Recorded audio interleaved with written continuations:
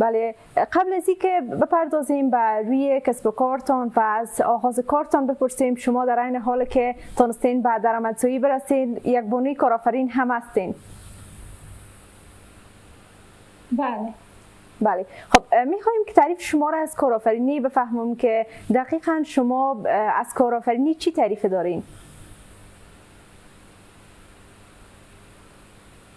من خودم خب بانو منصوری هستم که رئیس کارگاه خیاطی و صنایع دستی دنیا هستم. درست. خودم در باره کاروبار قبلا بهتان گفته بودم که بخش خیاطی داریم، صنایع دستی داریم.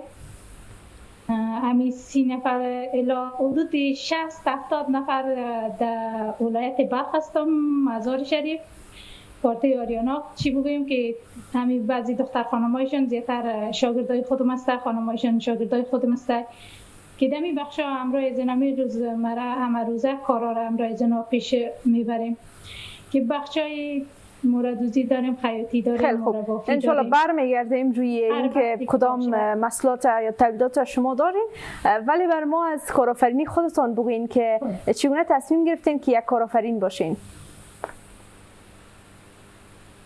خودم قبلا در دیگر ولایت بودم، باز اینجا مزارشریف آمدم. میگه حتما پشت یک خانم موفق یک مرد موفق است. در خودم من تصمیم گرفتم که باید یک بانوی کارآفرین باشم. همراه شوهرم گپ زدم، گفتم من در این بخش همراه خانم‌ها کار میکنم. شوهرم گفت که برو کار کن. باز من خودم دلی نادل بودم که شاید من همین کار پیش برده بتانم نتانم. باز بسیار شوهرم با حالم تشکری میکنم. یگانه کسی شوهرم بود که همه روزه زیاد مرا تشویق کرد. اولی من خودم همین کاروبار ما کمبود پروژه داشتم که نمیتونستم، همین دل گرفته نمیتونستم که من یک کاروبار را شروع کنم. درست. بازم از امو یک سرمایه کمی که در دست داشتم، خیلی سرمایه کم داشتم که در اونم کاروبار خودم شروع کردم. وقتی شروع کردم هنوزم گفتم شاید من یک بانوی کارآفرین شدن نتونم، نه تا کاروباری صحیح نتونم. بازم شوهرم زیاد مرا تشویق کرد، گفت ان شاءالله میتونی تو کاروبار تا شروع کن. این بود که هر روزه من یک تا شاگرد، دو تا شاگرد، سه تا شاگرد روزمره داشتم. درست. یکی همه روزه در پالوی شاگردایی که همراه از این شاگردای گپ زدم و باز تشکری میکنم از همین بعضی فامیلایی که دخترایشون آمده که همراه من همکار شدن در یک حساب که گفتن میتونیم انشالله کاروبار پیش برده. آیسته آیسته کار خود همه روزه ما پیش رفتیم و تا به حال از کدام جایی تو یک مایتی نشدیم، همکاری نشدم برای ما کدام جایی.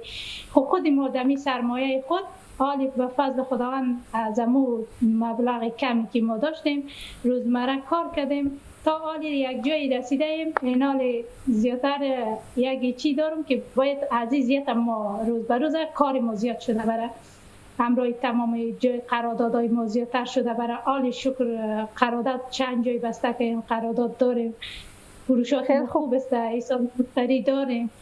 این دمینجا که روز به روز حال فعلا دیگه یک ذره تشویش مدمی بود که من شاید نتونم کار پیش برده. باز حال به فضل خداوند از این تشویش ها خلاص شدیم. حال این تشویش داریم که باید یک جایی برسیم که سرمایه ما باید زیادتر بلند بره، زیادتر کاروبار ما بشه. بسیار خوب. یعنی زمان که شما تصمیم گرفتین که یک بانوی کارآفرین باشین در نخست مشوره خانواده را گرفتین؟ درست است.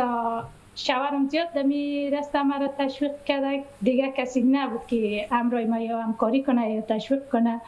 من خودم توانی کار داشتم، توانایی دارم که هر قدر کار زیاد باشه کار کنم. و مگم یک ذره میگفتم که من در ولایت بلخ یگانه خانمی هستم که هیچ آشنایی ندارم. در هر جایی که باشه اول آشنایی داشته باشی، همراه مردم بلدیت داشته باشی، وقت کاروبار تر پیش میره. مگر من یک خانمی بودم که حتی